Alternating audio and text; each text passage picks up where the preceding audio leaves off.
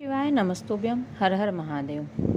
मैं पायल सैनी अपने YouTube channel आज के उपाय में आपका स्वागत करती हूँ। 16 जुलाई से सीहोर में श्रावण शिव महापुराण की कथा शुरू हो चुकी है। आज कथा का तीसरा दिन था। आज की कथा में पूज्य गुरुजी द्वारा जो भी उपाय और महत्वपूर्ण जानकारियाँ बताई गई है वो आज इस वीडियो के माध्यम से आपको समझाने की कोशिश कर रही हूँ। आज की कथा के उपाय जानने और समझने के लिए वीडियो को अंत तक अवश्य देखें। सावन की शिवरात्रि को पूज्य गुरुजी एक विशेष पूजा करते हैं और उन्होंने अपनी कथा में बताया है कि सावन की शिवरात्रि के दिन हमें भी अपने घर पर पार्थिव शिवलिंग का निर्माण करके उसकी पूजा और अभिषेक करना चाहिए। सावन की शिवरात्रि के दिन पूजा के लिए जो भी सामग्री चाहिए वो पूज्य गुरुजी ने अपनी कथा में बताई है। सावन शिवरात्रि की पूजन सामग्री इस प्रकार है। अभिषेक के लिए आपको 1 लोटा जल, पंचामृत चाहे आप बनाकर या फिर अलग अलग जैसे दूध, दही, घी, शक्कर और शहद भी ले सकते हैं। इसके बाद आपको इत्र लेना है। उसके बाद चंदन लेना है, कोई भी ले सकते हैं, लाल या पीला। रोली, कुमकुम को ही रोली कहा जाता है। मौली, जो कलावा हम हाथ में बांधते हैं उसे मौली कहते हैं। कपूर के कुछ टुकड़े, घी के 2 दिए, जनेऊ, 3 सुपारी और चावल के अक्षत। अब पूजा के लिए सामग्री 21 गेहूं के दाने, 5 कमलगट्टे, 108 चावल के साबुत दाने, 21 काली मिर्ची, थोड़ी सी काली तिल्ली, 1 धतूरा, 7 बेलपत्र, 7 शमी पत्र।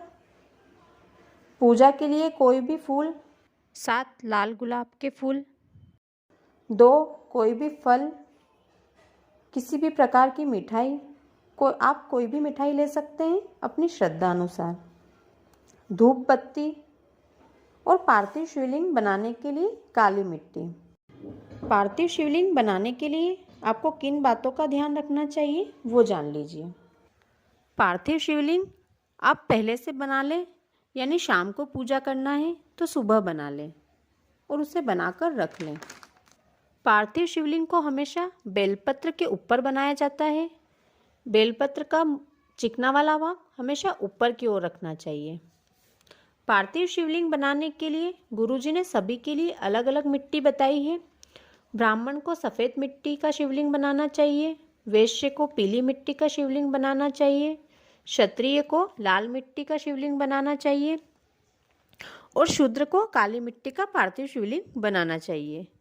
यदि आपको कोई भी मिट्टी ना मिले तो आप अपने गमले या क्यारी की काली मिट्टी ले सकते हैं। जिस भी मिट्टी का शिवलिंग बनाएं उस मिट्टी में थोड़ी सी काली मिर्च पीसकर अवश्य मिला लें। फिर उस मिट्टी से पार्थिव शिवलिंग का निर्माण करें। जब भी आप मिट्टी अपने घर में लेकर आएं, उस मिट्टी पर जल का छींटा लगाना है। चाहे आप शिवलिंग कुछ दिनों बाद ही क्यों न बनाएं, लेकिन जल का छींटा उसी दिन लगाना है जिस दिन आप मिट्टी घर में लेकर आए हों। आपको सादे जल का छींटा नहीं लगाना है। जल में आपको थोड़ा सा गंगा जल या दूध या इत्र या एक बेलपत्र या फिर एक पीपल का पत्ता, इनमें से कुछ भी डालकर उस जल का छींटा लगाना है। शिवलिंग बनाने से पहले मिट्टी को ब्रह्म मुहूर्त में गलाना चाहिए। शिवलिंग को गलाने के लिए जल कैसा होना चाहिए? अपने रसोई में जहाँ आपका परिंदा है या जहाँ आप पानी का मटका या कोई भी बर्तन भरकर रखते हैं, वहाँ उसके पास एक लोटे में ताज़ा जल भरकर उसे एक प्लेट से ढककर उस प्लेट पर एक चावल का दाना रखें। फिर शाम को या फिर 1 घंटे या 2 घंटे बाद उस लोटे के जल से शिवलिंग की बनाने वाली मिट्टी को गला दीजिए। ऐसे जल का लोटा रखने से उसमें माँ अन्नपूर्णा का भाव, पितरों का भाव और 24 घंटे में से एक क्षण के लिए 33 कोटि देवता हमारे रसोई में आते हैं। तो उन 33 कोटि देवताओं का भाव, उसी के साथ माता गंगा, यमुना, सरस्वती सभी पवित्र नदियों का भाव उस जल में समाहित हो जाता है और वह जल पवित्र हो जाता है। और यदि ऐसे जल से हम उस मिट्टी को मिलाते हैं तो वो मिट्टी पवित्र हो जाती है और भोलेनाथ का शिवलिंग बनाने योग्य हो जाती है। भोलेनाथ उसे स्वीकार करते हैं। जिस भी पात्र या बर्तन में शिवलिंग बनाना है वह साफ और स्वच्छ होना चाहिए। जब भी आप पार्थिव शिवलिंग का निर्माण करें, सबसे पहले शिवलिंग का स्वरूप तैयार करें, उसके बाद शिवलिंग की जलाधारी का निर्माण करें। जब भी आप पार्थिव शिवलिंग की पूजा अभिषेक करते हैं या उसका निर्माण करते हैं तो उसे आपको सूर्यास्त से पहले ही विसर्जित करना चाहिए। लेकिन यदि आप श्रावण के महीने में या श्रावण की शिवरात्रि के दिन पार्थिव शिवलिंग का निर्माण कर रहे हैं तो उसे आप रात भर रख सकते हैं। इसके अलावा भी आप हरतालिका तीज, मासिक शिवरात्रि, महाशिवरात्रि, बड़ी तीज, छोटी तीज जैसे किसी भी मौके पर पार्थिव शिवलिंग बनाते हैं तो आप रात भर रख सकते हैं, अन्यथा आप उसे सूर्यास्त से पहले उनका विसर्जन अवश्य कर दें। विसर्जित करते समय शिवलिंग की जलाधारी हमारी तरफ होना चाहिए और जब शिवलिंग पानी में विसर्जित कर रहे हैं तो पहले शिवलिंग वाला हिस्सा जल में गिरना चाहिए और जब शिवलिंग जल में प्रवेश कर रहा है और जब हमें जलाधारी का हिस्सा जल में गिरता हुआ दिखता है तब जिस कामना से हमने शिवलिंग का निर्माण किया है वो कामना उस समय बाबा से कर देनी चाहिए। मात्र 1 महीने में आपकी वो कामना पूरी हो जाती है। आज की कथा का पहला उपाय उनके लिए है जिनके पेट में कोई बीमारी है या कोई तकलीफ़ है। यदि आपके पेट में कोई रोग है, बीमारी है, गैस की समस्या रहती है या अन्य कोई बीमारी है तो सावन के महीने में नवमी के दिन, चाहे शुक्ल पक्ष की नवमी हो या कृष्ण पक्ष की नवमी के दिन 7 दुर्वा सबसे पहले शिवलिंग में अशोक सुंदरी के स्थान पर छुआ दीजिए। उसके बाद शिवलिंग पर चढ़ाकर वापस उठा लें। उसके बाद गणेश जी के स्थान पर छुआएं और हाटकेश्वर महादेव का नाम लेकर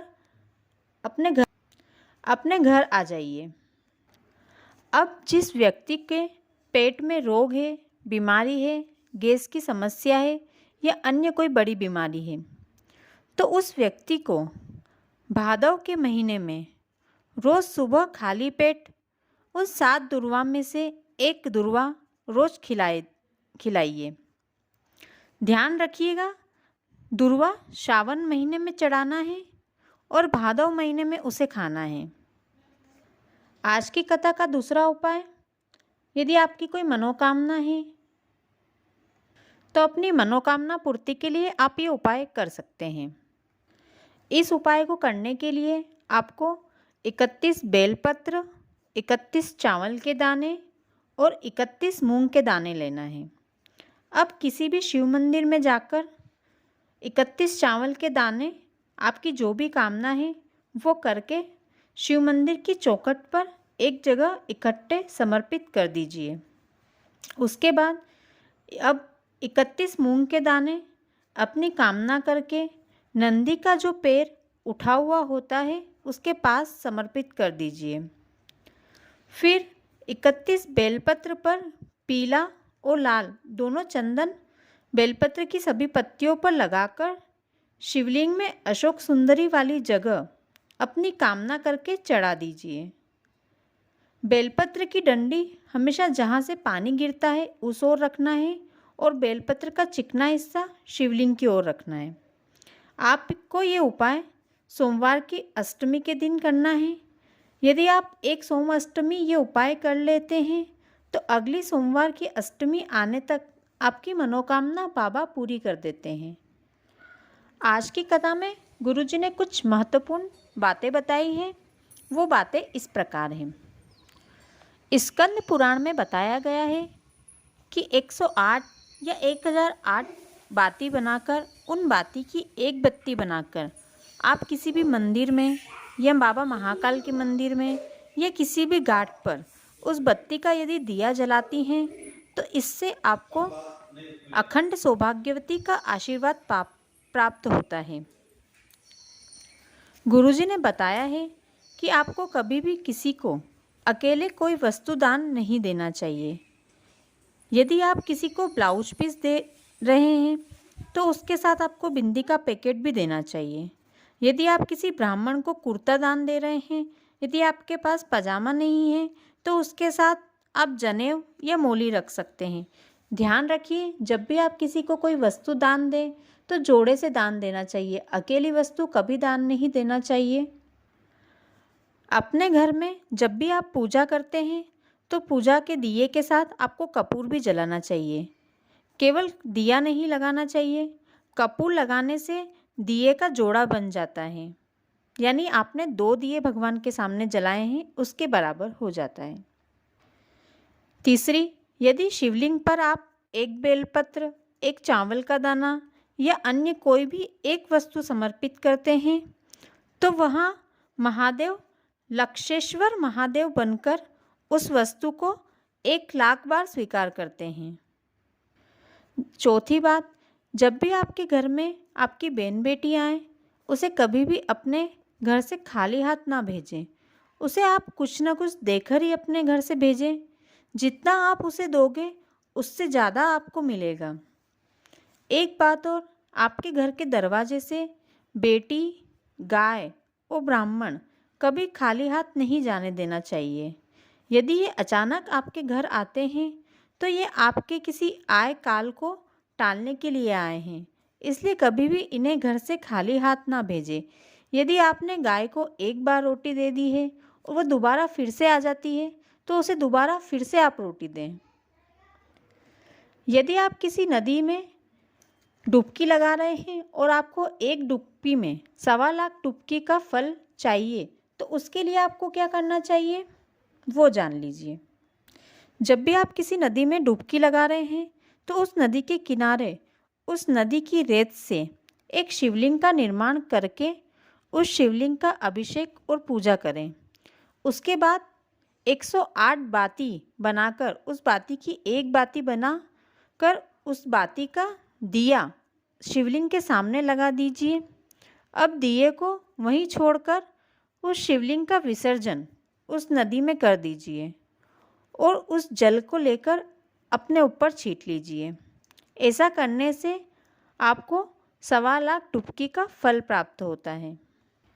यदि किसी नारी को रजोधर्म से जुड़ी कोई परेशानी है या किसी पुरुष को भी अपने पेट के नीचे वाले हिस्से में कोई बड़ी बीमारी है तो सावन के महीने में शूल पाणेश्वर महादेव के नाम से जल चढ़ा दीजिए। वीडियो को अंत तक देखने के लिए धन्यवाद। वीडियो अच्छा लगा हो तो वीडियो को लाइक और शेयर करें, कमेंट में हर हर महादेव लिखें, साथ ही चैनल को सब्सक्राइब कर लें। धन्यवाद।